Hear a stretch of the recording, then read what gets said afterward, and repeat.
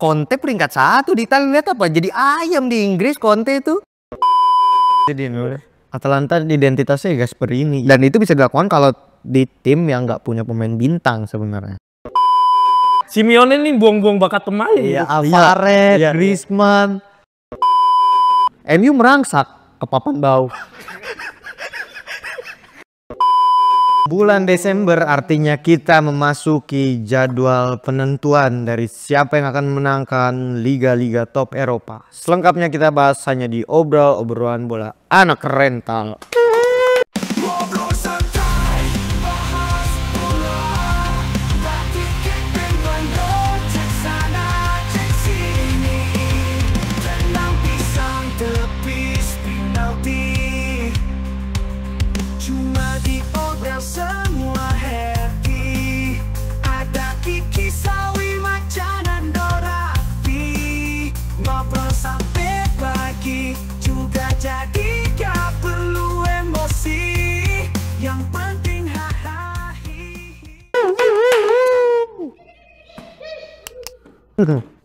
Lagi-lagi dengan aroma berlebihan dan nuansa kebablasan. Bunyi-bunyian. Kayak ini jatuhnya kayak orang market. Opta, salah satu lembaga yang menganalisis data-data di sepak bola ini udah ngerilis probability untuk tim memenangkan liga-liga di Eropa. Nah, kita bakal bahas 3 nih. Ada Liga Inggris, Liga Spanyol, dan juga Liga Italia. Kita berangkat dulu dari Liga Italia dah. Seru nih. Ya, seru nih. Iya, padat sekel lah kata perempuan mah. Tapi data menunjukkan, Opta menjelaskan bahwa ternyata persaingannya nggak ketat. Peringkat 1 itu 65% di Inter Milan. Gue bacain dulu ya. Peringkat 2 Atalanta 18,9. 3 Lazio 5,2. Ini by survei dia kan? Nilai XG dan lain-lain. Kayaknya deh. Data melihat performa permainan statistik lah, pokoknya dia mengolah statistik data lah. Ketiga Lazio 5,2, keempat Juventus 4,3, dan kelima Napoli 4,1. Ini menurut gua kasihan ya, kayak mendiskreditkan Napoli banget ya. Peringkat kelima dia dengan 4,1. Sementara Inter jomplang jauh di peringkat 65,8. Karena kalau gue ngeliat secara permainan ya Conte gitu, tetap menawan di liga ya, utamanya si Conte. Dan oke, menurut gue permainannya, lu ngeliatnya gimana? Malah Inter berjalan sendirian di sini. Gila, mepet banget. Kalau gue lihat Napoli sih lebih ke ini sih, mungkin ke dalam skuadnya yang masuk akal. Karena bulan-bulan Desember Januari kan padat banget nih jadwal. Sekarang Lukaku cedera, siapa deh yang mau main? Kvaratskhelia cedera, siapa yang mau main di kiri? Sebenarnya lebih ke kedalaman skuad sih. Ya. Apalagi 2 pemain kunci mereka punya riwayat cedera masing-masing kan. Ya. Terus juga lini tengahnya nggak sebagus itu menurut gua. Anguissa, Zambo Anguissa sama McTominay starting. Dan di Italia dia lumayan oke lagi ya, Italia ngobrol iya. Oke. Ya kalau Inter gue ngeliat ya, ini tim udah lama terbentuknya, pergantian pemain 1-2 lah tiap tahun. Inzaghi juga udah lama, terbukti juga sempet ke final UCL kan. Dan taktiknya makin kesini gue lihat makin mateng. Menunjukkan bahwa berarti Inzaghi ini pelatih berkelas ya, master kelas ini ya. Enggak lah. Kalau di Tanatan Inzaghi selalu kalah bro. Apa? Lawan Inter. Ya lihat aja siapa yang juara kan gitu aja ya. Kalau sama bapak-bapak se-YouTube. Kenapa Inter bisa berjalan sendirian ya? Atalanta ada enggak, kalau lu ngomong Conte apa Inzaghi top gitu ya di Italia. Conte peringkat 1 di Italia, lihat apa? Jadi ayam di Inggris Conte itu. Tapi pernah juara sama Chelsea. Terakhir dia di Spurs. Enggak, emang Spursnya aja. Spursnya dulu mau Spurs di siapa? Terakhir dua darah sini ayahnya di Spurs juga tetap aja. Terakhir Conte juara di Chelsea tahun berapa? 2017 ya? 8 tahun lalu, 7 tahun lalu. Ya tapi secara taktikal kan Conte maksudnya tipikal orang cocok lah untuk Liga Italia. Cocok kalau kita ngomong ini kan kita ngomong taktiknya world class atau cocok, kalau cocok di Liga Italia, terbukti dia juara terus gitu. Tapi lu sepakat dong soal Napoli ditaruh di posisi kelima. Gue lihat peringkat 1 Napoli sama peringkat 7 AC Milan itu cuma beda 10 poin. Iya. 10 poin ya kita hitung 3 pertandingan lah, 10 poin itu 3 pertandingan plus 1 derby gitu ya, 1 Napoli lawan Milan kita nggak hitung, itu kan jadinya selisihnya 3 pertandingan kan. Dan buat gua dengan game yang masih sisa belum setengah musim. belum enggak, ya balik lagi sepak bola bukan matematika. Dan buat gua ya robot cuma sekedar robot gitu. Ya statistik aja. Ya probabilitas perlu nggak perlu itu dipakai di seluruh dunia gitu, analisa probabilitas. Tapi ya ini sepak bola.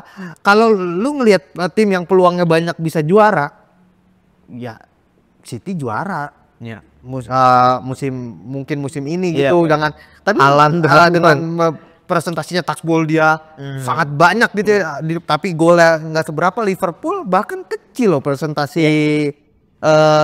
klinisnya, cuma dia klinis gitu. Nah itu nggak bisa diukur sama sistem kan kayak gitu. Jadi buat gua selama Napoli masih di atas ya gue setuju sama Inul. Faktor cedera itu berdampak lah. Kalau cedera 1 pemain mungkin nggak masalah. Yang cedera 3-4 pemain inti selesai. Tapi kan kalau kita menyampingkan sisi cederanya, ya buat gue Napoli cukup tangguh juga. Napoli, Inter, Juventus. Atalanta nggak masuk bursa. Di sini posisi kedua mana? Gua Atalanta, Inter masuk loh.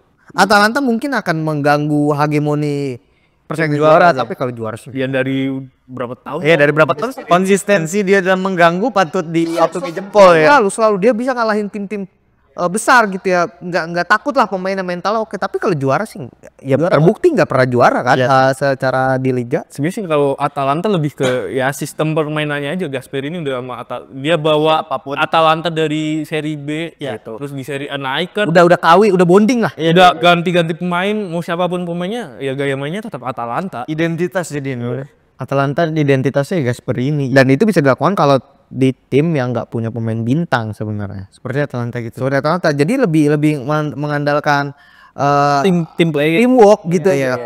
Lebih apalah bahasanya itu ya, lebih teamwork lah. Kalau kepada pemain bintang treatment masih beda kan. Dan Gasperini ya lebih cocok megang-megang tim kayak gini lah. Tim-tim jadi berwarna gitu permainannya. Dan kelihatan kayak unsung hero ya Gasperini kalau tim-tim kayak gini ya. Mungkin kalau dimegang tim besar juga enggak. Karena ekspektasi fansnya. Iya. Kalau dia megang tim besar ya ekspektasi fansnya juara. Iya. Ya benar. Gue ngeliat Atalanta kayak Brighton di Liga Italia aja sih. Mau siapapun pelatihnya, mau siapapun pemainnya, ya tunin nama sistemnya. Jadi selalu mengganggu ya. Oke. Diumpamain Brighton Liga Italia lah si Atalanta nih. Dan ya emang persaingannya kayak gitu aja sih. Iya. Tapi dengan big team yang cenderung besar, Atalanta cenderung banyak gitu ya Liga Italia. Atalanta nih ya memang patut diperhitungkan juga ya. Cuman memang untuk juara belum. Butuh revolusi besar di Atalanta kalau dia pengen juara. Butuh dibeli orang tajir mampus gitu ya kan, yang berani keluar duit jor-joran gitu. Tapi kayaknya nggak ada lagi sekarang ya Liga Italia tim orang yang berani beli dan keluar duit jor-joran nggak ada ya kayak Liga Nontonnya sepi. Si Arya kecil dia. Iya sih. Dan buat gua sih dengan peringkat 1 sampai 6 yang cuma beda 4 poin dari atas sampai peringkat 6 tuh ada 6 tim kan berarti kan. Ya menunjukkan kualitasnya nggak beda jauh gitu. Semua mirip-mirip. Jadi ya secara kompetitif seru, tapi secara ditonton sih gua nggak terhibur ya. Gue berapa kali nonton karena ada di rumah tuh om gua nontonin AC Milan. Iya AC Milan tonton, gue nonton. HP kurang menghibur lah buat. Iya. Oke, sekarang kita bergeser ke Liga Spanyol. Liga Spanyol ini udah kasih ke Barca lah. Kasih ke Barca. Tapi tadi kan lu bilang nggak kayak gitu cara ininya. Apa? Poin tipis sekarang. Terus juga Madrid masih nyimpen 1 pertandingan, beda 5. Beda 4 ya. Oh selisih 1 berarti. Madrid punya 1 laga tunda lawan Valencia ya. Kan Madrid cuma kalah sama Barca kan? Sama musim ini atau apa? pernah kalah juga. Kepleset banget. Tahu gue Madrid cuma kalah sama Barca deh musim ini. Kepleset sekali. Mallorca atau Las Palmas itu. Iya lupa pokoknya. Tapi secara data Opta merilis bahwa presentasi juara itu Barcelona sebesar 56,9%, yang berarti Tuh Madrid cuma kalah sekali bener sama Barca. oh iya, Iya. Barca kalah 2 kali. oh yang banyak serinya Banyak seri 3 banyak kali. seri. Ke Sociedad ya, Barca kalau Sociedad. Barca kalah sama Osasuna. Osasuna sama 2 kali kok Barca. Kemarin kalah 2 kali. imbang. Imbang sekali. Iya imbang sekali. Kalah 2 kali. Ya Madrid berarti secara peluang masih ada seperti yang Besar. disampaikan Opta gitu bahwa 40% peluang. Sisanya ya di bawah 5% adalah Atletico, Villarreal sama Bilbao. Lu ngelihat dinamika La Liga gimana? Atletico gitu-gitu aja lagi. Gue nonton Atletico ngantuk asli. Gak jelas ya mainnya. Ya lu lawan kemarin Kemarin menang gue dia 6-0 channel. bukan di liga lawan Alaves Jordan sih bertahan sih Simeone gak masuk akal. Maksudnya lu pemain sekelas itu gue lihat di IG-nya Atletico juga terus Simeone nih buang-buang bakat pemain. Iya, Alvarez, Iya. Griezmann. Orlot iya ya. Orlot di sono. Alvarez, Griezmann terus kok De Paul. Pablo Gua suka Barrios banget juga gua. main aja. Iya. Si wingbacknya juga keren-keren dia. Lorente Marcos Llorente kanan. Iya. Berarti secara persaingan mutlak ini punya Barca sama Madrid kan. Cuman yang menarik menurut gua adalah banyak orang bilang udah kasih aja piala ke Barca, ke Barca. Ngelihat secara permainan Barca tuh gokil sih menurut gua. dan ini juga sih Barca kan posisi sekarang badai cedera juga. Pertama di lini belakang mereka dengan Kubarsi starter, Casado starter. Maksudnya yang notabene pemain-pemain akademi dan bisa Ya, kayaknya itu emang pilihan utamanya si Flick sih. Karena Frankie De Jong sembuh pun tetap dicadangin dulu akhirnya. Ya emang jadi dia mungkin maksudnya project Hansi Flick ini project jangka panjang. Jadi mulai dari musim pertama dia udah mulai harus ngorbitin banyak pemain muda gitu ya ke Barca kayaknya. Menurut gua sih kuncinya simpel ya. Masih nggak berubah omongan gua. Siapa yang menang El Clasico dia yang juara. Barca udah menang sekali. Itu tinggal kedua. Sekali lagi. Taruhlah dua-dua menang terus. Selisih 1 ya penentuannya kan di El Clasico. Iya sih. Iya kan? Bener. Atau Barca seri sekali. Madrid menang terus. Seri poinnya sama. Itu tetap aja di El Clasico. Iya. Tapi Atletico ganggu sedikit lah mungkin. Ya mungkin. angin masih ke Barca tapi belum 100% ya. Belum 100% karena Barca sering kepleset sama tim-tim kecil. Iya. Sementara Madrid kalau tim kecil dimakan sama dia. Itu mau ketemu tim yang agak gede, goyang. Oh ya. Masalah Madrid sama Barca kebalikan. Pokoknya intinya di El Clasico aja. Siapa yang menang dia yang juara udah. Dia yang menang, dia yang juara. Satu udah ibaratnya Barca udah punya satu kaki. Barca udah satu kaki nih. Barca udah satu kaki. Makanya belum bisa dibilang 100%. Oke. Kalau 4-0 jilid 2 juara Barca merem. 4-0 jilid 2 merem juara. Jujur merem.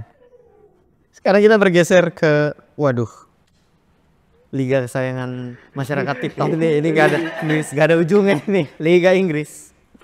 Tolong gue minta Lebih ke personal banget ya sih kalau ini. gue minta tolong nih. Singkirkan dulu subjektivitas dan berangkat. Kita berdiri pada ranah objektivitas. Salahnya tim London lagi bagus nih ya kan dua-dua. Kita harus objektif balik lagi. Di sini kan ditulis Liverpool peringkat 1 76,1%. Tapi menurut gua harusnya Arsenal ya dari posisi. Berapa? 70 berapa? 76,1%. Gap point aja kejauhan itu ntar juga kepleset sama isi. Salah itu input data itu. Posisi kedua Manchester City 15,6. Ketiga Arsenal 7,5. Keempat Chelsea 0, terus Brighton 0. Masuk akal gitu. Masuk akal statistik apa ini? Orang poin beda ya Allah beda. Apa? 7 apa? Astagfirullah. Tak. Dia nggak tahu dinamika Boxing Day. Dia nggak tahu Boxing Day itu. Boxing Day tempatnya terpleset itu. Iya. Makin hancur. Pasti ada yang cedur mungkin hancur. Liverpool 76%, Wak. Enggak ya. Curang anjing maksudnya. Ini yang riset data sendiri Arne Slot kayaknya gue curiga nih. Secara data nih Jomplang banget lu bayangin deh dibandingin Liga Italia. Tapi memang selisih poinnya di sini paling jauh sih. Iya, cuman maksud gua kenapa kalau ngelihat dari poin aneh dong. Iya sih. Secara peluang atau chance atau permainan juga Liverpool bukan sering keserang juga, bukan yang tanpa celah gitu loh. Itu. Dan masih bergantung ke beberapa pemain juga kan terbuat. Iya. Salah Gravenberch, Van Dijk sebenarnya habis udah. Habis walaupun Arne Slot dibilang ya kita tahu Arne Slot berani cadangin gonta-ganti pemain tapi tetep lah kuncinya ada nggak pernah diganti dan dia kalau cedera satu gue bilang nggak masalah satu tapi kalau udah 3-4 pemain mah ya repot juga lah si jagonya pelatih ya pusing juga dan berarti sekaligus membantah probability Opta ini ya kalau 76% kegedean nggak masuk akal Arsenal posisi ketiga tuh 7,5 tuh ya nggak apa-apa lah. Nggak apa-apa sih kalau ngomong. Selama masih ada 0,01% kan masih ada kemungkinan. Iya kan? Aduh, udah kagak jelas dah ini. Tapi lu ngelihat mengejutkan lo menurut gue ya. Ada Chelsea. Walaupun 0, ya. Lu gimana ngeliatin? Gue sebagai fans belum yakin sih. 0,6 lumayan tuh. Gue udah bilang dari awal sebelum musim mulai. Chelsea 4 besar. 4 besar bisa lah dikunci, cuman kalau itu balik lagi lini belakang gitu. Ya Allah. Axel disaster. Kalau duit andalan Liga Inggris ya Phil Fofana. Ya Allah itu pemain sekali ngambil semua itu panikan sih. Tipikal min shock player. Terus juga ya lini tengahnya cuma CC doang yang konsisten. Enzo sama Lavia masih angin-anginan. Angin-anginan loh. Palmer juga ya Palmer buat sekarang menurut gua udah mulai kebaca sih gaya mainnya sih. Menurun dong musim ini berarti. Menurun ya kalau dari statistik lalu ya. Cuman ya mungkin plusnya Chelsea si Jacksonnya itu improve dengan Palmer yang mulai dijaga, Jackson ya mulai improve cuman masih belum bisa jadi andalan lah buat gendong Chelsea. Tapi lu setuju dong soal peringkat ini lebih mungkin City dibanding Arsenal buat juara? Buat gua bahkan lebih mungkin Chelsea daripada City musim ini. Ini udah bablas ini. Loh, kita kan ngambil sampel dari apa yang udah dimainin aja dan karena kalau ngebayangin ke depan kan susah juga dong. Kalau sejauh ini City nggak ngasih perubahan, ya probabilitas Chelsea jauh lebih tinggi lah dengan Chelsea yang masih improve gitu ya kan. Masuk akal sih. Tapi justru ya kalau Arsenal sih gue nggak mau banyak komen lah pokoknya juara musim ini kalau nggak pecat Arteta tipis anjing udah salah gue mau probabilitasnya minus kan 0, bodo amat pokoknya juara kalau nggak ganti udah juara Premier League atau Chelsea salah satu pilih lah. Ya kuncinya kalau Liga Inggris mah kita lihat siapa yang di puncak setelah Boxing Day kan biasanya statistik berbicara sama bulan-bulan Maret tuh. Iya bulan Maret dan badai cedera datang ke tim mana. Iya sih itu selesai sih kalau udah badai cedera tuh udah selesai udah. Tapi yang perlu kita suarakan juga Arsenal harus ke Dubai lagi loh kayaknya di akhir Januari. Di liburan ini liburan singkatnya harus ke Dubai sama harus beli pemain sih. Harus ya, liburan. City juga harus Januari harus kalau Mas Rodri. Gue nggak ragu. Kenapa dah? Yang pembelinya kaya yang punya cuek ya kan. Udah beli walaupun dia kena ada 15 dakwaan financial fair play ya tapi bisa lah diakalin pasti sama City tuh. Arsenal ini loh, ayo dong. Belum kalau nggak beli pemain Liverpool ya nggak akan beli pemain buat aku udah solid juga. Ya. Liverpool MU merangsak ke papan bawah. Sering banget merangsak ke papan atas kalau dibalik sih. Zona timur. Apa timur barat anjing Kan final wilayah kayak Liga favorit selesai tuh favorit. Tapi MU nggak ada di daftar emang masih jauh lah kalau menurut gue MU mimpi lah juara mimpi karena dinamika internal timnya juga masih parah banget ya MU. Jangan bangkit lah biasanya hiburan ya. Sama masih Rashford sama Garnacho lah gak akan juara. Garnacho parah banget Garnacho. Aduh itu pemain anjing banget dah. Itu dia main mulu mau kasih mil dia. Itu starting ini ya nul apa formasi juara champion itu Garnacho medalot di kiri. Combo banget kata gue. Lu lihat ada pengorek abik siapapun lawan di final ya. umpannya bagus dalet. Nana. Tapi yang menarik ada juga nama Brighton. Sama Brighton posisi sama kayak Atlanta. Kayak Atlanta ya. Ya setiap tahun Brighton still Brighton. Ntar turun, ntar naik, ntar turun, ntar naik. Belum ada tim yang seperti Leicester lagi ya. Belum ada yang bisa ya. Belum sih. Belum. Leicester One of kind lah. 7 keajaiban dunia itu. 7 aja. Gak masuk 7 keajaiban Enggak, dunia. kalau kata orang polanya 20 tahun sekali. Kan 20 tahun sebelumnya Blackburn tuh. Sebelumnya ada apa? Sheffield atau apa? Berarti itu kan 2000 kejadian. Iya, ini 20 tahun sekali nih udah 2004 terakhir udah ya kan. Kan 2016 Leicester itu. Arsenal. Kalau udah 20 tahun ini ya kan. Berarti 2004. Ah ya kan. Berarti juara Premier League, masuk final tapi kalah itu ya. Jangan, final Champions kali ini menang. menarik kita nantikan. Pokoknya secara data berbicara demikian, tapi balik lagi kebijaksanaan kita sebagai penonton melihat dengan mata kita sendiri siapa sih yang berpotensi, dan ya Liverpool masih punya celah di pertahanan, bisa dieksploitasi, Masih bisa dikalahin. City turun, Arsenal doang yang konsisten. Apakah ini pertanda bahwa sudah waktunya? Kita doain salah cedera aja gitu aja. Salah. Iya, salah cedera ya. Pandai cedera. Van Dijk cedera. Tapi kalau cedera kayaknya terlalu kasar lah. Flu. Pilek sampai susah. Aduh bos, saya nggak surat lihat. Nggak, yang ini aja patah tapi jari telunjuk, kaki. Kita tetap bisa main tapi kan ringan kan matanya kan. Tapi di Desember cedera aja kan. Tapi 3 bulan tuh lumayan tuh 3 bulan ya. Kalah 7 kali. Natut. Bisa justru berharap 2 London yang bersaing di akhir. Semoga ini ya Arsenal sama Tottenham ya. Brighton. Bournemouth. Yang London Selatan. Oke, kalau gitu kita nanti bertemu lagi, kita kawal terus sampai berjumpa lagi di Obrol episode selanjutnya. Obrolan bola anak rental.